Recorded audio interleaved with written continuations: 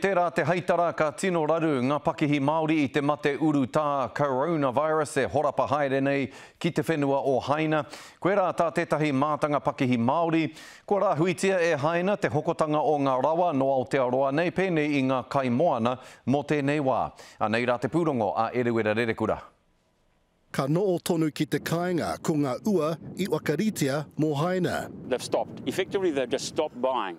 That's had an immediate impact for us. E wakai tangatau oko kore utu ki wainga I a Haina me Aotearoa. Toru tekau piriona tāra tōna wāriu. E ia ke miriona tāra ka ngaro I te oanga Māori.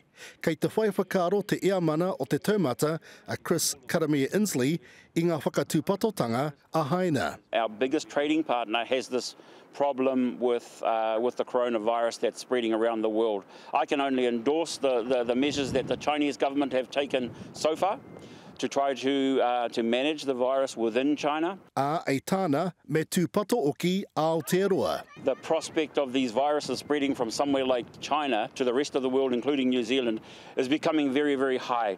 So it's already having a big impact here in New Zealand, even though we might not think it. Ka pāngia nuitia tā rāngai kaimoana Māori, ei tāna. It's already having an impact on some of our Māori businesses, especially the ones like in the seafood industry. We're trading a lot of our crayfish and seafood produce into China. It's major. Ei tāna me whai te rāngai kaimoana I e te iatu uara I tau oko ki e te iatu mākete o te ao. How to maybe redirect some of this produce to other markets. So that's happening right now. One of the things that might have to happen with the current crayfish that have been caught and have been kept in tanks is the prospect of even letting them go. E waka ngā wari ana I ngā tā pokopokotanga kia ora tonu wai te o anga Māori. Iriwere Rerekura, Te Karere.